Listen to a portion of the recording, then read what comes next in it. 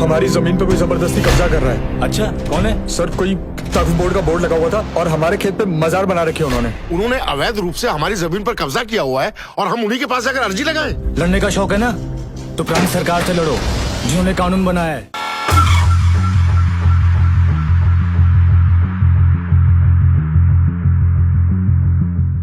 नमस्कार, आप देख रहे हैं एनएमएफ न्यूज और आपके साथ मैं हूं नम्रता चौधरी।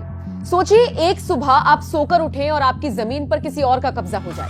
वहां पर बाकायदा एक ऐसा बोर्ड लग जाए जिस पर लिखा हो कि अब आपकी और बाकी किसी की भी एंट्री वर्जित है। तो आप क्या करेंगे? जाहिर है परेशान होकर आप पुलिस थाने जाएंगे, शिकायत लिखवाएंगे।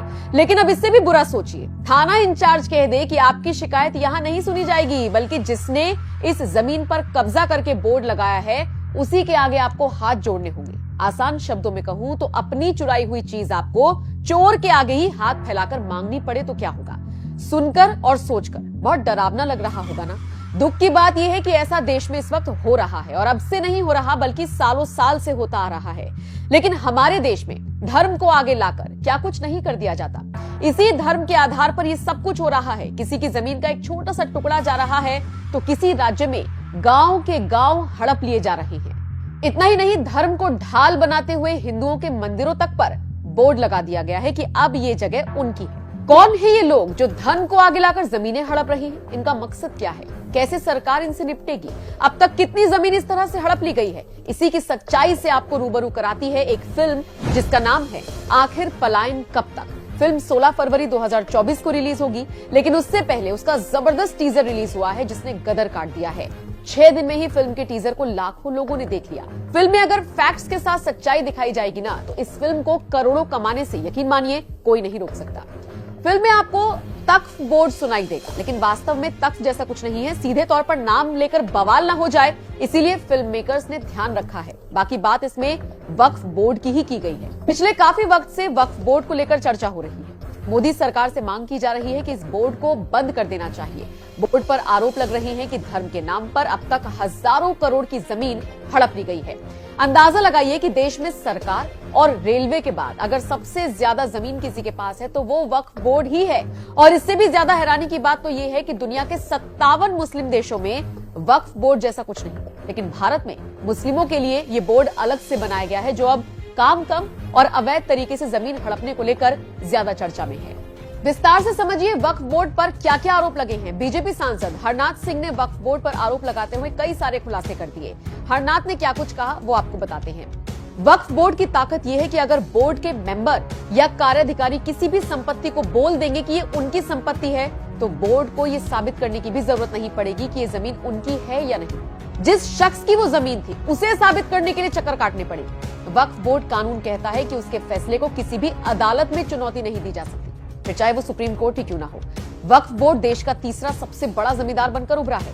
वक्फ की संपत्ति का स्वामी अल्लाह को बनाया गया है और स्थायी रूप से इस जमीन को धार्मिक कार्यों के लिए समर्पित किया जाता है। चलिए अब ये भी जान लीजिए वक्फ का क्या मतलब होता है और इसकी शुरुआत किसने की थी। क्या होता है वक्फ का मतलब? वक्फ का मतलब होता है अल्लाह के नाम पर दान कर देना।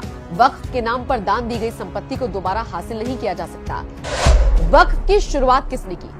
1954 में सबसे पहले जवाहरलाल नेहरू की सरकार की तरफ से वक्फ अधिनियम पारित किया गया था।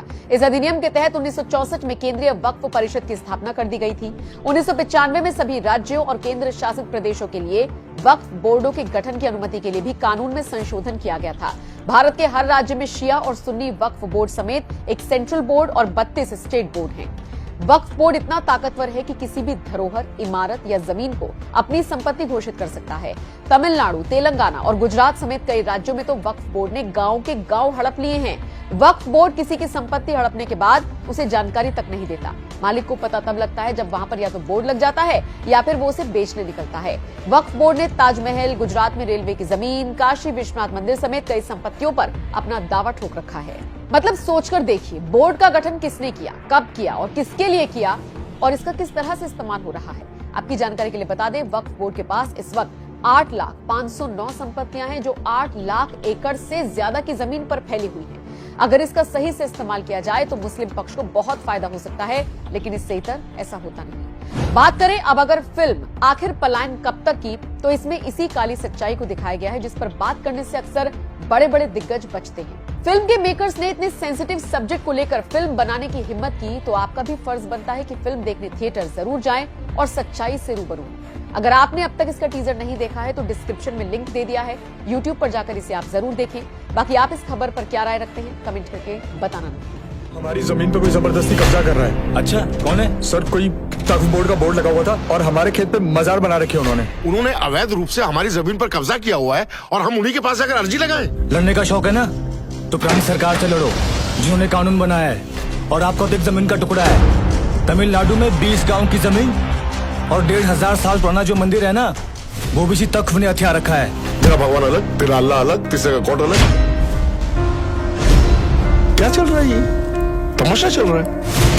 इंसान को उसकी जड़ों से अलग कर दो, उसको खदेड़ दो, बर्बाद कर दो उसको।